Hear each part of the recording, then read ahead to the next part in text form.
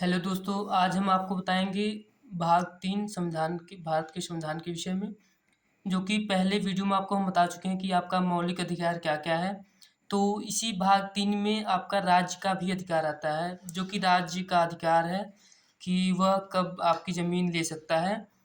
तो जैसा कि आप लोगों ने सुना होगा कि राज्य उनका ज़मीन ले ली है, उसका ज़मीन ले लिया है। तो ये किन-किन बातों के लिए लेते हैं, किन-किन कारणवश और इनका क्या-क्या अधिकार है राज्य का। तो चलिए आज हम आपको बताएँगे। यह भाग 3 के अनुच्छेद 31 क में परिभाषित किया गया है कि राज्य किन-किन वजह से आपका ज़मीन ले सकता है। तो दोस्तों, अनुच्छेद 31 जो है वह पहले आपका संपत्ति का अधिकार था, मूल अधिकार था, लेकिन उसे हटाकर 300 क में विधिक अधिकार कर दिया गया है। तो अनुच्छेद 31 क आपका कहता है कि संपदाओं आदि के अर्जन के लिए उपबंध करने वाली विधियों की व्यावृत्ति, अर्थात जो राज्य है वह आपकी संपदा किन-किन वजह से ले सकती है। इसमें जो आपका पहले हम बताएँ कि मूल अधिकार जो है वह अनुच्छेद 13 से परिभाषित होता है, संसद बनाती है। अगर कोई ऐसा नियम लाएगी जो कि आपके मूल अधिकार के विरुद्ध होगा तो वह आपका न्यून हो जाएगा, शून्य हो जाएगा। लेकिन इसमें यह कहा गया है कि संपत्ति के लिए राज्य कोई भी विधि बनाए आपके ज़मीन को लेने के लिए, तो यह न्यून नहीं होगा, यह नियम लागू होगा। यह आपके मूल अधिकार का हनन है तो क्या हो, लेकिन यह लागू होगा। तो 31 क में पहला क्लॉज़ है क, किसी संपदा के अधिकारों के राज्य द्वारा अर्जन परिवर्तन के लिए। ख है किसी संपत्ति का प्रबंध लोकहित में या संपत्ति का उचित प्रबंध सुनिश्चित करने के उद्देश्य से। ग है दो या अधिक निगमों को लोकहित के लिए समामेलित करने के लिए। घ है निगमों के अन्य अभिकर्ता पदाधिकारियों के मत देने के किन्हीं अधिकारों के निर्वापन या उनमें परिवर्तन के लिए। अंग है किसी खनिज या खनिज तेल से कोई करार या कोई संविदा किया गया है, उसको समय से पहले समाप्त करने के लिए विधि बना सकती है। अर्थात आपका अनुच्छेद 31 का कहता है कि वह किसी भी संपत्ति को ले सकता है जो कि सभी के हित के लिए होना ज़रूरी है। लोकहित में वह ज़रूरी है कि वह सामाजिक कल्याण के लिए ज़रूरी है, तभी वह संपत्ति ले सकता है। अनुच्छेद 31 का ग कहता है किसी दो कंपनियों को वह कंपनी या निगम जैसे बैंकों का एकीकरण करते हैं, किसी दो बैंकों को एक में करती है, यह लोकहित के लिए ज़रूरी है तभी कर सकते हैं। घ निगमों के अन्य जो कंपनी के अन्य अभिकर्ता होंगे, प्रबंधक, कर्मचारी जो हैं उनके अधिकारों उनको उनके नाम उनको परिवर्तन के लिए, मतलब उनको किसी अन्य निगम में डालने के लिए। अंग किसी खनिज या खनिज तेल, जैसे कि राज्य जो है संविदा करता है कि किसी खनिज जहाँ पे खनिज निकल रहा है, खनिज तेल निकल रहा है जिस ज़मीन पे, उसे वह किसी भी समय उसको समाप्त कर सकता है। जब उसे ऐसा लगे कि यहाँ पे ज़रूरी नहीं है उनको, अब नहीं वहाँ पे तेल निकलेगा या कोई भी संविदा किए हैं, तो वह उसे कभी किसी भी समय समाप्त कर सकते हैं। यह जो है विधि आपका राज्य सरकार बना सकती है।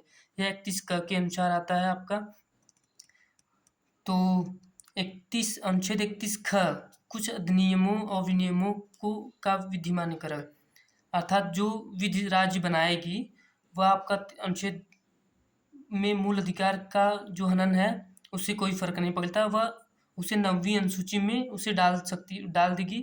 तो 9वीं अनुसूची में डालने से फ़ायदा यह होता है कि उसे अगर कोई व्यक्ति कोर्ट में रिट फाइल कर दिया है, तो अगर न्यायालय का आदेश आता है कि नहीं यह विधि जो है अमान्य है, इसे शून्य कर दीजिए, इसे निरस्त कर दीजिए, तो उसे कोई फ़र्क नहीं पड़ने वाला। जो राज्य विधि बनाई उससे कोई दिक्कत नहीं है। यह आपका अनुच्छेद 31 ख कहता है। अनुच्छेद 31 ग कुछ निर्देशक तत्वों को प्रभावी करने वाली विधियों की व्यावृत्ति, राज्य विधानमंडल जो है जो ऐसी विधि बनाती है अनुच्छेद 31 क के तहत, तो उसमें अगर किसी व्यक्ति के मूल अधिकार का हनन होता है तो राज्य ऐसी विधि तो बना सकती है, लेकिन उसमें राष्ट्रपति का अनुमति प्राप्त करना ज़रूरी है। अगर अनुमति प्राप्त नहीं हुई, राष्ट्रपति का हस्ताक्षर नहीं, राष्ट्रपति की अनुमति नहीं प्राप्त हुई है, तो वह विधि मान्य नहीं होगी। अनुच्छेद 33, अनुच्छेद 32 आपको हम पहले वाले वीडियो में बता चुके हैं कि वह क्या है। संवैधानिक अधिकार है, जो बता चुके हैं आपको हम पहले वीडियो में। तो लिंक होगा आपका डिस्क्रिप्शन में, आप देख लीजिएगा। अगर वीडियो पसंद आए तो लाइक कीजिए, सब्सक्राइब कीजिए, शेयर कीजिए। हम आपको भारत के संविधान का सभी अनुच्छेद बताएंगे सीरियल वाइज, आप इन्हें ज़रूर फॉलो कीजिए। तो अनुच्छेद 33 आपका कहता है, इस भाग द्वारा प्रदत्त अधिकारों का बलोआदि पर लागू होना उपांतर करने की संसद की शक्ति।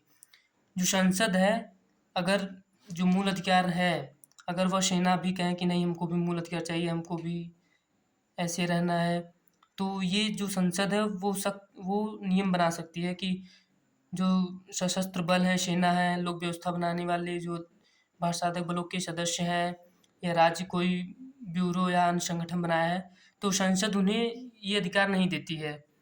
ये संसद का अधिकार है। अनुच्छेद 34, जब किसी क्षेत्र में सेना विधि का मतलब मार्शल लॉ, जब कहीं पे आपातकालीन की घोषणा होती है, अगर मार्शल लॉ सेना विधि लागू हो गया है, मार्शल लॉ लागू हो गया है, तो वहाँ पे आप मूल अधिकारों का उपयोग नहीं कर सकते। वहाँ पे आपका मूल अधिकार जो है न्यून हो जाता है। यह संसद की विधि है। अनुच्छेद 35, इस भाग में बताया गया है, जो विधि बताया गया है, वह संसद अगर किसी बात को अपराध लगता है तो संसद उस विधि को बनाकर उसे लागू करेगी। यह संसद की जरूरी अधिनियम है। ये अनुच्छेद 35 से संसद को शक्ति मिली है कि वह किसी भी नियम को लागू कर सकता है, किसी भी नियम को न्यून कर सकता है। यह संसद की शक्ति है। तो आपका अनुच्छेद 35 तक कंप्लीट कर दिए। आपका अगले वीडियो में राज्य के नीति निर्देशक तत्व के विषय बताएंगे, जो कि 36 से लेके अनुच्छेद 51 तक दिया गया है।